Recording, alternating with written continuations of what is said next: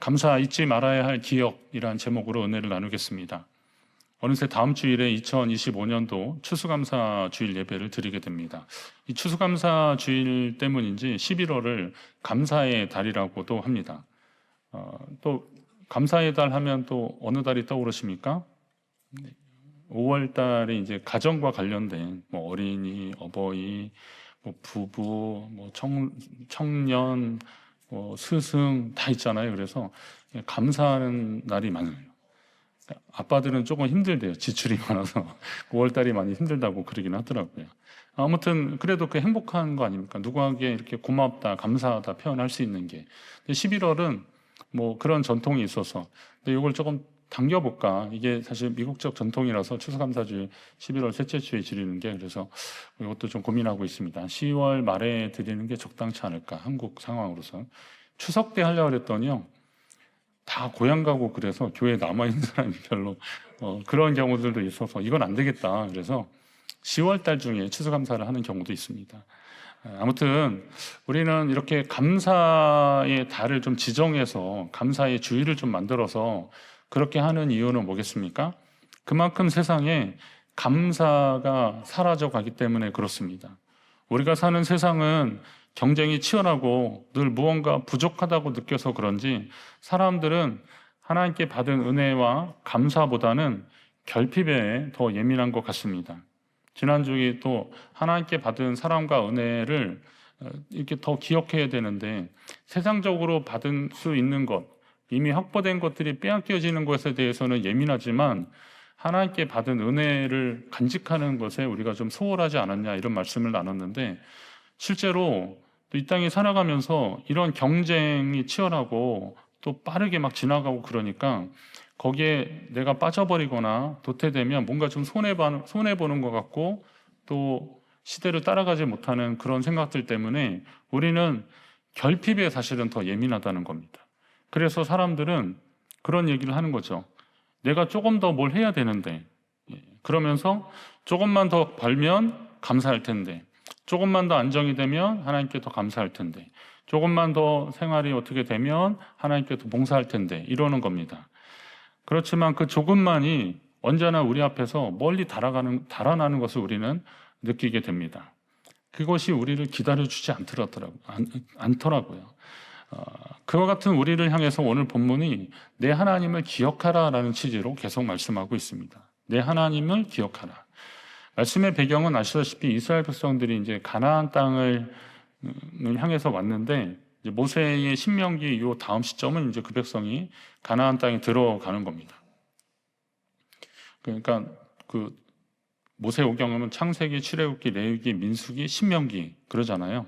여호수아 시대부터 이제 가나안 정복 전쟁이 시작되는 거기 때문에 신명기를 딱 지나면 이제 이스라엘 백성들은 가나안 땅에 들어가는 겁니다. 물론 뭐 거기서 환영하고 그러진 않죠. 그 가나안 땅에 들어가면서 이런저런 전쟁도 하고 그래야겠지만 결국 하나님이 그 땅을 주시겠다고 약속하셨으니까 너희 이스라엘 백성들은 그 땅에서 하나님 주시는 풍요를 누리게 될 것이다 라는 전제를 가지고 이야기를 하고 있습니다. 자, 가나안 땅에 들어가서 이 풍요를 누릴 때 내가 먹어서 배부르고 그리고 어떻게 해요? 또 내 하나님 여호와께서 옥토를 내게 주셨으므로 말미암아 그를 찬송하리라. 그렇게 해야 된다라는 말씀입니다. 그러니까 먹어서 배부를 때, 하나님이 옥토를 주셨을 때 하나님을 찬송하는 삶을 살라는 겁니다. 그들이 풍요를 누리고 잘 될 때 하나님께 감사하고 찬송하라고 하는 당부를 주는 겁니다. 이 당연한 이야기를 모세가 왜 이렇게 마지막에 강조하고 말하는 겁니까? 일반적으로 고난 중의 감사보다 형통 중의 감사가 더 어렵다는 겁니다. 여러분은 잘 될 때 감사할까요? 그러니까 잘 될 때 하나님을 만날까요? 고난 가운데 하나님을 만나는 비중이 더 많을까요? 예, 다 알고 계시네요. 예. 그렇더라고요. 잘 될 때는 하나님을 만나는 비중이 점점 줄어듭니다. 기독교 역사상 좀 먹고 살만할 때 교회가 계속 부흥하는 경우는 거의 없습니다. 어려울 때 부흥하더라고요. 왜 그럴까요? 속성상 잘 되면 이걸 누리느라 바빠서 하나님께 감사하고 예배하는 일들이 점점 줄어드는 겁니다. 제가 87년도에 신학교를 간 거고, 그리고 교회 사역을 계속 했기 때문에 80년대 중반, 후반, 그리고 90년대 초반을 이제 계속 사역을 시작하면서 계속 경험했는데, 그때가 본격적으로 가정에 차들이 자가용이 보급되던 시기입니다.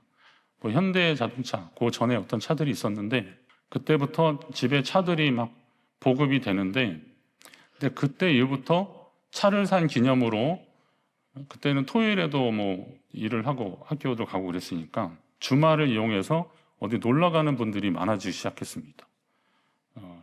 요즘은 뭐 그렇게 하기는 뭐 이제 주 5일 근무하고 토요일도 있고 주일도 있고 그래서 선택이 좀 폭이 있는데, 예전에는 실제로 그랬습니다. 제가 전도사 때 그 차 사면 다 목사님께 기도해 달라 그러고 예배 드리고 그러잖아요. 그래서 그렇게 했는데, 목사님 이렇게 돌아올 때 목사님 표정은 별로 그렇게 좋지 않으셔요. 저 사람 저것도 차 타고 어디 예배 빠지겠구만. 거의 예언자 수준으로 딱 맞추시는 거예요. 물론 다 그런 건 아니에요. 열심히 예배 나오시는 분들이 있었는데, 그렇게 되면서 점점 활동 반경이 넓어지는 겁니다. 차가 생기면서 뭐 잘 가야 이런 의정부, 송추, 제가 서울 쪽이었는데, 그러다가 강릉 갔다 왔다 그러고 어떤 분은 또 부산 갔다 왔다고 이걸 자랑 삼아서 막 얘기를 하는 겁니다. 그건 뭐예요? 주일에 예배 안 드리고 그렇게 했다는 거예요. 하나님과 점점 멀어지는 겁니다. 감옥에 있는 사람들이 성경을 그렇게 많이 읽더라고요. 저는 그 정치인이, 그리고 그 기업 회장님이 크리스찬인지 몰랐어요.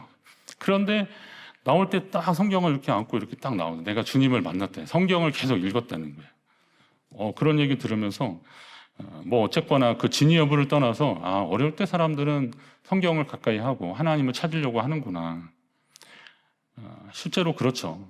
왜 그렇습니까? 풍요 속에서 하나님을 잊어버리기 때문에 그렇습니다. 그런데 그게 진짜 신앙의 위기입니다. 우리가 국민 뭐 소득이 올라가고 나라가 발전하고 그런다 그럴 때 하나님이 그렇게 하신 이유를 찾아야 되는데, 그렇게 해주신 것 가지고 누리기 시작하면서부터 하나님께 감사가 잊어지고 있다는 거예요. 따라서 감사는 하나님께 받은 은혜를 잊지 않으려고 하는 훈련과 같습니다. 적극적으로 표현하면 은혜를 기억하기 위한 행동이 바로 감사입니다. 그래서 오늘 모세도 이스라엘 백성들에게, 아직 들어가지 않았지만 너희가 그 땅에 들어가면 광야에서 하나님 베푸신 은혜를 기억하라 라고 말씀하고 있는 겁니다. 감사는 이렇게 기억에서 시작됩니다. 이스라엘 백성들은 광야에서 40년 살았습니다. 매일 아침 만나로 먹여주셨고, 또 물이 없을 때는 반석에서 물을 내주셨습니다. 옷이 헤어지지 않고 발이 부르트지 않았다, 이런 표현까지 하고 있습니다.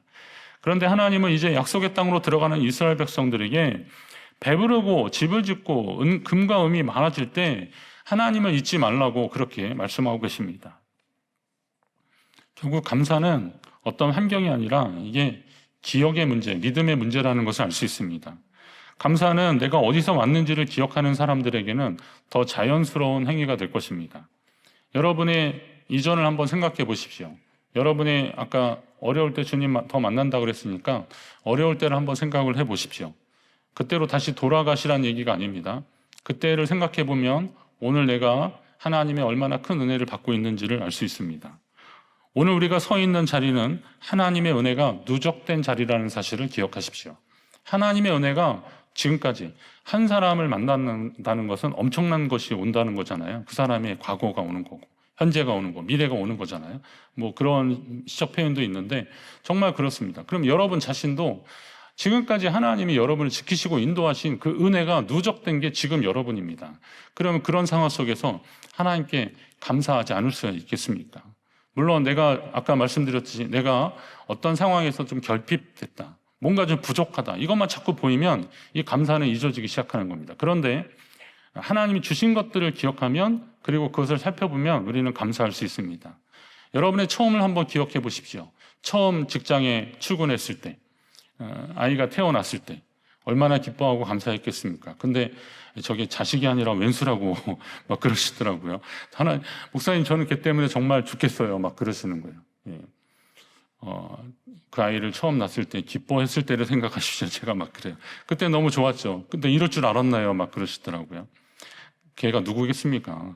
자기 아들 아닙니까? 그럼 어떻게 하시겠어요? 그리고 몸이 아플 때, 잠 못 이루고 정말 하나님께 막 기도했을 때, 병원 한켠에서 아니면 병원에 입원하셨을 때 그 예배 못 드리고 막 그럴 때, 아니면 그 신우회 쪽에서 오늘 주일 예배 있는데 한번 그리 오세요. 그러니까 그 예배실에 따라가서 거기서 예배 드리다가 막 울 때, 남자들 같은 경우는 군대 가서 훈련소에서 첫 예배 드릴 때, 저 엄청 울었어요. 그날 예배 올라가가지고. 그럴 때 예배의 소중함을 정말 느끼면서 그렇게 간절했습니다. 그런데 시간이 지나면서 우리는 그것을 너무 쉽게 잊습니다.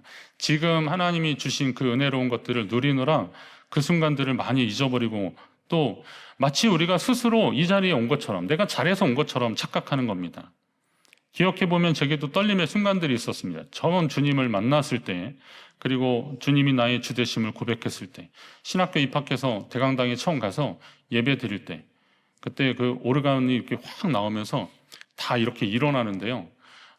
근데 임내송이 있습니다. 임내송이 딱 일어나는데, 그 구세주를 아는 이들, 구세주를 아는 이들, 막 이러는데 오르간이 이렇게 딱 하면 정말 감격스럽습니다. 그때 그 영광스러운 찬양을 불렀던 때, 그때 있습니다. 그리고 처음 사역 시작할 때 교회에서 부흥회하는데 갑자기 그 담당하신 전도사님이었는데 갑자기 펑크가 났어요. 그래서 저보고 하라는 겁니다. 그래가지고 기억이, 그 신학교 1학년 제가 학교 일찍 들어가서요, 만으로 18살 때인데 그때 어울리지도 않는 넥타이 양복을 입고, 그리고 찬송 인도를 했던, 막 얼굴은 웃고 있는데 뒤에선 땀이 막 나고 그래서 박자도 막, 제가 그렇게 노래 못하는 사람은 아닌데 막 헷갈리고 막 그랬던 그런 기억이 있습니다. 전도사 때 또 처음 이제 목사님이 어디 갔다 왔는데 새벽기도 좀 대신 하라 그래서 갑자기 나갔는데, 처음에 이제 사도신경으로 신앙 고백하는데 앞에 있던 권사님이 하늘에 계신 우리 아버지, 그러니까 제가 그걸 따라하고 있는 거예요. 그때 옆에 장로님이 이거 아닌데요. 그래가지고 저는 그래서 지금도 사도행전 이거 보고 하고 있습니다. 이거는 새벽기도 때고 언제고 제가 못 외워서가 아니라 이걸 또박또박 읽어드리는 게 좋을 것 같아서 그렇습니다. 그런 아주 이렇게 얼굴 화끈거리던 순간들이 있습니다.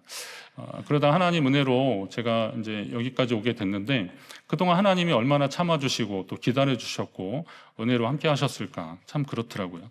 생각해 보면 참 두렵고 떨리는 순간들이 참 많았는데, 어느 날 제가 이렇게 사역을 하다 보면서 좀 지치고 피곤하고 힘든 일들이 참 많이 있더라고요. 이 설교 준비가 누구는 이렇게 툭 치면 나오는 거 아니야 그러는데, 그런 게 세상에 어디 있습니까? 제가 무슨 AI입니까?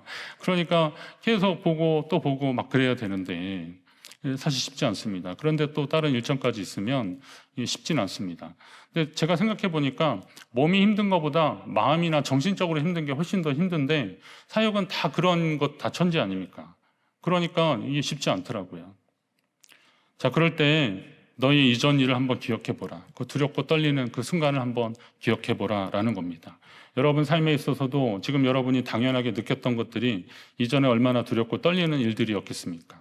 우리 성가대, 처음 성가대 가운 입고 누가 가는 겁니다. 집사님 돌려 입었어요. 그래서 막 이렇게 돌려 입고 거꾸로 입고 막 그랬던 순간들이 있었지 않습니까? 근데 지금은 막 그냥 뭐 너무나 자연스러운데, 그 떨림의 순간들을 한번 잘 생각해 보시자라는 겁니다. 그럴 때 하나님 앞에 감사할 수밖에 없습니다. 자, 그래서 한번 따라하십시오. 감사는 교만을 막는 안전장치다. 감사가요, 교만을 막는 안전장치라고 생각하시면 됩니다. 인생에서 감사를 잃으면 반드시 교만해집니다. 이건 뭐 보나마나 뻔합니다. 17절에 내 능력과 내 손의 힘으로 이 재물을 얻었다라고 자랑한다는 겁니다. 그렇게 하는 것은 지금 누리는 은혜와 복을 내 능력으로 얻었다라고 착각하기 때문에 그렇습니다. 여러분, 내가 이룬 것 아닙니다. 내가 한 거 아니더라고요. 여러분의 삶에 있어서 내가 지금까지 해서 여기까지 왔다라고 생각하시는 분들 잘 기억하십시오. 물론 여러분 최선을 다하신 것은 잘하신 겁니다. 그건 놀라운 일들입니다. 그러나 그렇게 하기까지 하나님이 여러분에게 주신 것들을 기억하십시오. 하나님이 여러분을 통해서 하시려고 하는 일들을 한 번 더 새겨보십시오. 그러면 나의 이 자리가 단순한 결과물이 아니라 앞으로 하나님이 일하실 자리가 되는 것입니다. 하나님 우리에게 단지 결과만 주시지 않았습니다. 우리가 자랑하고 있는 그 결과를 만들 수 있는 능력과 건강과 지혜와 기회도 주셨습니다. 저희 신학교 때 한 130명 입학했는데요. 어떤 친구들은 목회 정말 힘들어서 그냥 포기한 사람들도 있고, 어떤 친구는 다른 길로 간 사람들이 있습니다. 분명히 말하지만 제가 학교에서 1등한 사람도 아니고 대단한 사람도 아닌데, 우리 지금 남아있는 한 80여 명 목회하는 친구들 가만히 보니까 하나님이 다 기회를 주신 거더라고요. 어떻게 하든 기회를 주신 거예요. 하나님이 하시는 거더라고요. 그러니 어떻게 그걸 자랑할 수 있겠냐 이거죠. 하나님이 사용하시는 게 감사한 거죠. 늘 바쁜 현대인들이 바쁘다 보니까 그 일에 매이다 보니까 하늘 한번 잘 못 보는 것처럼 하나님께 감사합니다 이 말 한번 못 하더라니까요. 그러나 이렇게 감사를 강조하는 이 계절에 다시 한번 하나님 앞에 감사하시라고 말씀하는 겁니다. 감사가 멈추면 교만이 더해지는 겁니다. 이건 분명합니다. 제 삶을 통해서도 저는 경험을 했어요. 교만해지는 거예요. 왜 교만해졌냐 보니까 감사가 멈추니까 교만해지는 거더라고요. 그래서 감사하는 겁니다. 믿음으로 선포하는 감사는 우리를 다시 겸손하게 만드는 겁니다. 모든 것이 주님의 은혜입니다 라고 하십시오. 그런 감사의 고백이 바로 신앙의 안전장치와 같은 겁니다. 또 감사는 단순한 예의나 감정 표현이 아닙니다. 옆에 분한테 감사하십시오 라고 한번 또 해보세요. 감사합니다. 그 인사를 받은 분이 물어보십시오. 뭐가 감사한데요? 그러세요. 그러니까 또 그냥 감사합니다. 그렇죠. 그냥 왜 감사합니까? 그러니까 목사님이 시켜서 감사합니다. 그러시더라고요. 시켜서 따라해서 감사하신 것도 감사한데요. 근데 잘 생각해 보시면 여러분의 감사가 사실은 하나님께 받은 은혜를 기억하면서 더 풍성해지는 거죠. 그렇지 않습니까? 감사의 기억은 하나님을 높여드리는 것이 되는 거죠. 그게 예배로 이어지는 겁니다. 그러니까 우리가 지금 하나님 앞에 예배 드리는 게요. 지금 하나님의 은혜가 누적된 여러분이 여기 오셔서 하나님을 기억하는 거잖아요. 신앙을 기억하는 거거든요. 이스라엘 백성들 절기 자꾸 지키라는 거 왜 그런지 아십니까? 그거 기억하라는 거예요. 하나님의 은혜를 기억하라는 거예요. 너희가 애굽 땅에서 여기 나온 거 기억하라는, 6월절 기억하라는 거잖아요. 그리고 초막절, 수장절 이런 거는 농사 지은 하나님, 그래 하나님이 비와 날씨를 주신 것에 감사하라는 거잖아요. 오순절, 맥주절 이럴 때는 농사를 시작할 때 하나님께 감사하라는 거고요. 근데 이게 농사 짓는 사람만 그렇겠습니까? 우리 인생에서도 그런 열매를 다 기대하고 있다면 그런 사이클에 맞춰서 하나님 앞에 감사하는 것을 잊지 말라는 거예요. 주일이 한 주의 시작입니까? 마지막입니까? 네. 여러분 어떻게 생각하세요? 주일이 한 주의 시작입니까? 마지막입니까? 네. 세상은 이걸 주말이라고 합니다. 주일을 주말이라고 합니다. 그러나 믿음의 사람들은 시작하는 주간입니다. 이날 주님과 함께 시작하는 거예요. 한 주를 시작하는 겁니다. 물론 약간 우리가 혼돈이 생길 수 있지만, 그러나 그런 믿음으로 시작하면 이 주일에 하나님 앞에 예배드리고 여러분이 하나님과 시작하는 겁니다. 예배드리고 감사해서, 그리고 하나님께 영광 돌리며 예배드리고. 내 하나님이 여호와를 기억하라라는 것은 하나님을 기억하는 것이 예배이기 때문에 내 하나님께 예배하라라는 것입니다. 이스라엘의 감사는 단순히 고마워요, 목사님 시켜서 감사해요 이거 아니라는 거예요. 어떻게 해요? 하나님이 내 삶의 주인이십니다라고 하는 신앙의 고백을 하는 겁니다. 그 감사의 신앙 고백이 예배로 나타나는 겁니다. 그래서 시편 기자가 말합니다. 감사로 제사를 드리는 자가 나를 영화롭게 한다 그랬습니다. 여러분, 우리가 하나님 앞에 나올 때 많은 예물 이것저것 챙겨 나갈 거 많이 있지만요, 제일 중요한 게 뭐냐? 감사를 가져오시라는 거예요. 하나님께 감사하는 믿음을 가지고 오시라는 거예요. 그리고 하나님께 그것을 예물로 드리십시오. 세상에서 맛보는 능력과 성과, 결과 중심의 삶은 끊임없이 우리를 나 중심으로 몰고 갑니다. 세상에서 이렇게 평가할 때 나는 어디 있지? 라는 거죠. 제가 그 지도 볼 때 현위치 그거 본다고 그랬잖아요. 약도 볼 때. 근데 세상에 그 지표들인데 나는 어디 있지? 라는 겁니다. 여러분 만약에 중산층 그러면 4인 가구나 5인 가구로 했을 때 한 달 평균 수입이 얼마였을 때 그거. 그러면 사람들은 그럽니까? 그러면 나는 어디 있지? 라고 보는 거죠. 그러다가 그 수치를 통해서 내가 어디 있다 그러면 만족해하는 거고, 부족하다 그러면 또 분발해야겠다라고 생각을 하는 겁니다. 그런데 대부분 또 그런 성과나 결과에 환호하는 것을 보면서 나도 그 자리에 서고 싶다라는 생각을 막 하는 거예요. 그러다 보니까 우리가 나 중심의 삶을 살아가게 되는 거죠.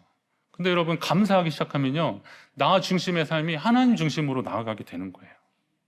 감사는 스스로에게 감사하는 사람 뭐 있을 수도 있겠죠. 그러나 감사하는 대상이 있는 거잖아요. 근데 그 대상이 하나님께, 그 대상을 하나님께 올려드리는 거. 그러니까 삶의 자리를, 그 삶의 중심을 하나님께 돌려드리는 게 감사라는 겁니다. 하나님을 향한 감사가 회복될 때 우리의 예배가 살아날 줄로 믿습니다. 오늘 주일에 예배 드리러 온 여러분, 하나님께 감사의 예물을 드리십시오. 성도의 감사는 마음의 예배이자 신앙의 호흡입니다. 지금 여러분이 하나님께 예배하고 있지 않습니까? 이 시간이 하나님의 은혜를 기억하는 감사의 예배인 것입니다. 여러분이 평생 예배자로 사시는데 당연히 평생 하나님 앞에 감사하는 삶을 사시기 바랍니다. 진정한 감사로 우리가 하나님 앞에 예배하는 자가 되기를 바란다라고 했는데요. 다음 주 추수감사하니까 한 주간을 좀 이렇게 감사의 시간으로 좀 더 삼으십시오. 한 주간을 특별히 하나님 앞에 감사하시면서, 오늘이 이제 감사의 리허설 주일이다, 본 행사하기 전에 한번 하는데, 그러나 예배가 뭐 리허설이었어요. 그래도 하여튼 감사를 좀 이렇게 준비하면서 한번 살아보십시오. 우선 한 주간 가을 특별 새벽기도 있으니까 이 시간을 통해서 하나님 앞에 감사로 하루를 시작하려고 아주 결단을 하십시오. 잘 나오는 분들한테 선물 꼭 드립니다. 개근하는 분들한테 한 번만 나와도 드립니다. 근데 금요일에 안 나오면 안 드립니다. 그날 다 드릴 겁니다. 그러니까 꼭 오십시오. 금요일에 자리 모자라나 모르겠어요. 예. 그리고 하루에 한 가지씩 그 이상을 하나님께 감사하는 일을 기록하십시오. 큐티하는 분들은 그 큐티집 그 귀퉁이에라도 감사를 한번 적어보십시오. 어떤 분이 감사를 적다 보니까 너무 많아서 칸이 모자란다 그러시더라고요. 그럴 수도 있죠. 감사하는 일을 한번 적어보십시오. 그리고 누군가에게, 가족이나 이웃이나 친척이나 성도들에게 감사하다는 말을 하십시오. 오늘 주방에 일하시는 분들한테 감사하다, 보통 때보다 좀 더 크게 말씀하시고, 또 앞에 식사하는 분한테도 감사하시오. 함께 밥 먹어줘서 고맙다 그리고, 또 성도여서 고맙다 그리고, 함께 예배여서 고맙다 그리고, 이 감사를 계속 하십시오. 그리고 자녀들한테 전화하십시오. 그래서 고맙다고 하십시오. 이거 꼭 하십시오. 왜 그러세요? 그러면 목사님이 시켜서 이러지 마시고요. 그냥 진심을 담아서, 아무개야 고맙다, 애썼다, 수고했다. 그러면 안 오던 자녀가 다음에 찾아올 수도 있어요. 웬일이신가. 그런데 그건 여러분이 그동안 감사하다는 말을 안 해서 그런 거니까 그건 여러분 책임이에요. 제 책임 아니에요. 근데 평소에 감사합니다, 사랑합니다, 자녀 입장에서 부모님께 하시고요. 또 그렇게 하십시오. 그러면 제가 이거 경험했거든요. 저희 어머니가 저한테 갑자기 사랑해요 그러는데, 저희 어머니 되게 엄하신 분이었거든요. 근데 그 얘기 듣는데 제가 막 울컥했어요. 어디 편찮으신 거 아니에요? 막 그랬더니 어머니가 부흥 강사님이 숙제 주신 거예요. 그래서 감동이 확 깨졌는데, 그래도 그 얘기 듣는데 제가 마음이 너무 좋았어요. 그래서 제가 우리 어머니 이제 나중에 치매셨잖아요. 돌아가셨지만, 근데 마지막까지 저희한테 사랑합니다 그러셨어요. 계속 연습하시니까 그게 되더라고요. 감사합니다도요, 이거 연습 안 하면 감사합니다 안 돼요. 그러니까 하나님께 감사하다고 하십시오. 그리고 여러분 주변에 있는 사람들에게 감사하다고 하십시오. 이 감사의 말들을 전하십시오. 그리고 추수감사 주일에 감사의 예물을 준비하십시오. 목사님 결국 돈 얘기하려고 그러나 보다. 아니에요. 그런 거 아니고 진짜 여러분 마음을 다해서 하나님 앞에 감사 예물을 준비해 보세요. 보통 때 하는 감사 예물보다 절기 예물을 좀 잘 준비하셔서 하나님께 드리려고 한 주간 좀 노력을 좀 해보시자 이거죠. 물론 뭐 감사가 다 물질로 표현할 수 있겠습니까? 근데 여러분 지나가시다 보면 그 마음을 담은 선물과 그렇지 않은 거하고 좀 차이 있잖아요. 누가 이렇게 선물 줄 때 그냥 의례적으로 주는 거하고, 이 사람이 정말 여기에 정성을 다했구나, 그런 거 느끼지 않습니까? 하나님도 왜 우리 마음을 안 보시겠어요? 감사하시라는 겁니다. 신앙은 기억하는 것이라 그랬습니다. 여러분의 삶의 일정 가운데, 여정 가운데 함께 하신 하나님을 기억하며 감사로 한 주간을 잘 사십시오. 그리고 하나님 앞에 영광의 예배, 감사의 예배 드리는 저와 여러분 우리 교회 되기를 간절히 바랍니다.